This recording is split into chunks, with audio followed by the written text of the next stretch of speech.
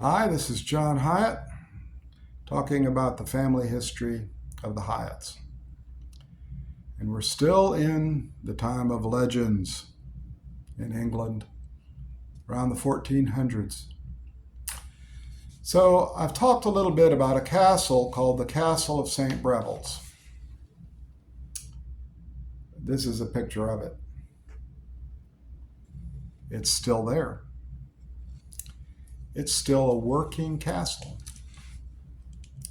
You can go there and spend the night. It's now a youth hostel. It's also owned by English Heritage, and it is a historic place and protected by English law. And they maintain it and so forth and make sure that it stays in good shape.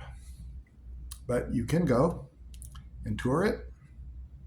It's a really interesting place. Mom and Dad went there and toured it, and I may include some clips at some point that show you some of their visit there.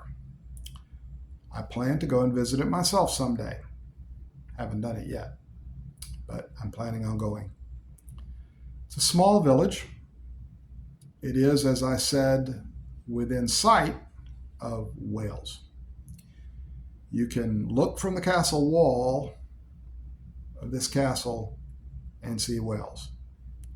And so when you consider that the Welsh were an enemy, it was an important place. It's especially an important place because the river that runs between England and Wales, which is called the Wye, W-Y-E. The Wye has a place that you can cross there on horseback. It's a ford is what it's called, where the river is shallow. The name of that particular ford is called Bigswear. And there's a road that comes up from that crossing straight into England. And this castle sits right there at that road. So if anybody comes out of Wales and crosses the Wye River at Bigswear and comes into England, the Castle of St. Breville's is there to stop them from invading. So that was part of our job. We go back to James Hyatt in 1470. There are some hints of things about who James Hyatt was and what he did.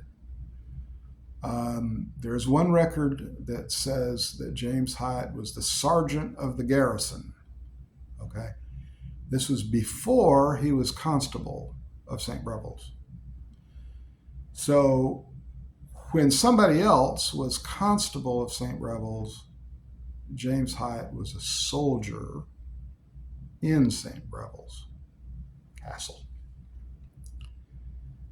This is interesting to me because it suggests that James Hyatt became constable by coming up through the ranks. That's very unusual. When you look at the list of all the constables of St. Breville's, they're all important nobles. They're people with lots of lands. They have other castles. They're big, important people. Most of the time, those people never lived in St. Breville's. They might have visited once or twice, but they didn't live there.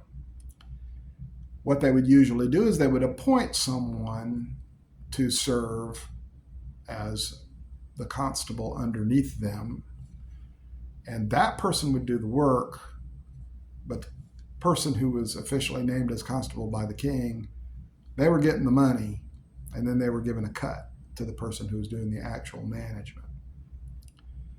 James Hyatt seems to be different. He was not a noble. He was a common person. But he became constable of St. Breville's, and he became constable of St. Breville's at an unusual time.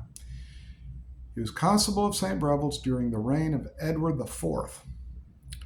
Edward IV was a king who came to the throne through conflict and war.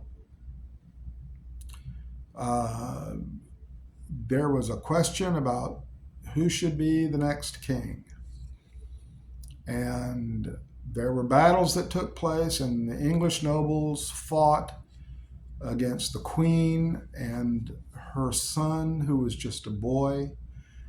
Um, they came over from France and landed in England and were trying to take England over and get back to London where the little boy could be king. Actually, he's not too little, he's about 14 maybe.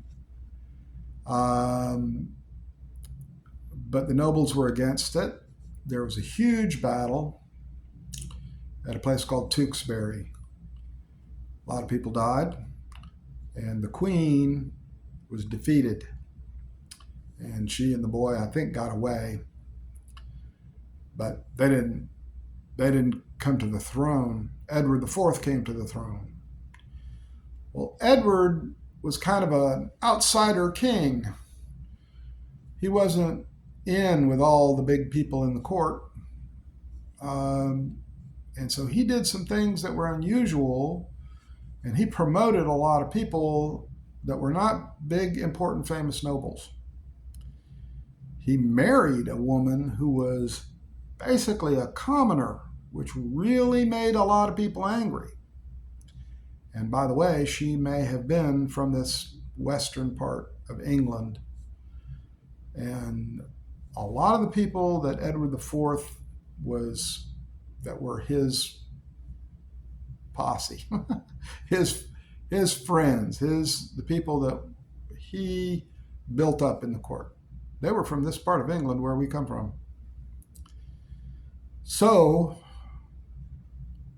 James Hyatt, a commoner, not a noble, became a noble. Edward IV made him a knight and gave him all these titles. Warden of the Forest of Dean, Constable of St. Breville's, gave all these jobs to his family and so forth. So I don't know what we did for him, but we must have done something for him. I have a suspicion that James Hyatt probably fought at the Battle of Tewkesbury. And he must have done something to impress somebody, because it's odd. When you look through this list, he's about the only person on that list that is not some kind of earl or baron or some kind of big shot noble. So he got where he was by what he did. I like that.